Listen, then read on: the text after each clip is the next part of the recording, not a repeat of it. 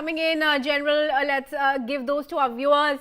An Iraqi police source is now saying airstrikes have hit positions of the popular mobilization forces in the Al-Habbaniya area.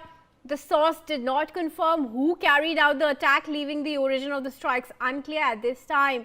This incident, of course, comes as clashes and airstrikes between the US forces and Iran-aligned groups continue to rattle parts of Iraq. Let's get in some more breaking news updates. In fact, warning the region's future should not be shaped without them amid disputed reports about talks between Iran and the US, which Tehran has denied. Al-Thani said GCC states cannot be absent from any table where the contours of the regional future are being drawn. In a post on X, he said that the Strait of Hormuz is not a bargaining chip nor a pressure tool and must remain open without condition or restriction under any circumstance. He said any attempt to impose unilateral control over it or turn it into a tool of extortion represents a direct threat not only to the Gulf Cooperation Council states and the region but to the global economy as a whole. Malika Pandey, beg your pardon. How do you assess the statement that's coming in from GCC states? Crucial here, how helium also comes from Qatar, helium which is used in semiconductors, which in turn is used in AI, which also is a major form of war propaganda in this, and the AI infrastructure that the world is now building comes indirectly from Qatar, given that it has helium reserves. How important really is it for the GCC states to be involved in the negotiations between these countries?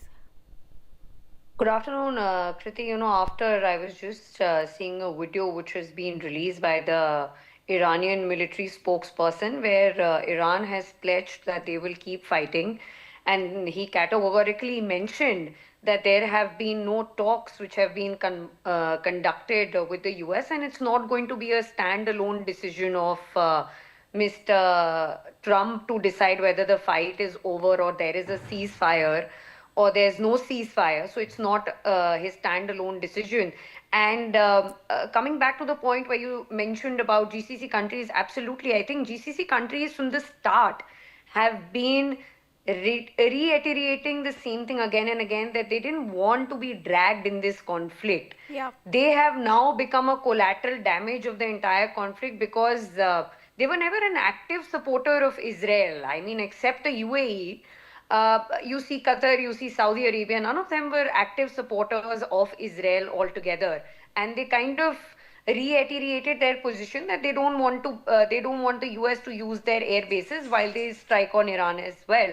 But they got dragged into the war, and then it escalated, and their positions were also targeted. And now the image that all these GCC countries had as a safe haven, as a safe place to stay, as a safe place for financial institutions to invest in, it has kind of, that image has deteriorated. And before it deteriorates even further and they're drawn into a long war, what we see is the foreign minister of Oman, we see the ex-prime minister of Oman, we're seeing Qatar being involved, all these GCC countries, their premiers being involved and saying the same thing, that let's get onto the table, let's get on to talking, and let's stop this war together, because they are bearing a heavy brunt of this war. Because for Iran, survival is the victory. But for all these other countries, the GCC nations, see, we are also not only, just adding one point to what Major General Astana said, that not only helium, but also urea, which is going to result in food crisis, not only in India, but all across the world for the farmers. And we have this Kharif season, we have Kharif crop season coming up, and urea is an essential part. So we see a large number of heavy quantity of chemical fertilizers also go through the Strait of Hormuz and is produced in these GCC countries. So that being said, I mean, the entire economy of the world now depends on GCC countries, Iran, Israel and Iran sitting on one table and discussing the matters of ceasefire. But now We see now and then these military spokesperson is saying that there's no end to the war. Then Iran is again and again, the information war is happening parallelly, where Iran is releasing videos of their missile cities, and then Israel is releasing videos of their missiles being launched over Tehran. Then right after that, US Navy is also releasing a video of a launching of an air plane from USS Gerald. So, all these videos and information war is also happening when Donald Trump has claimed that ceasefire is about to happen. And ceasefire has happened for 5 days. Yeah. So, Kriti, there's a lot of information war that is happening, and ground reality is something that we're not being able to grasp that Yes. yet.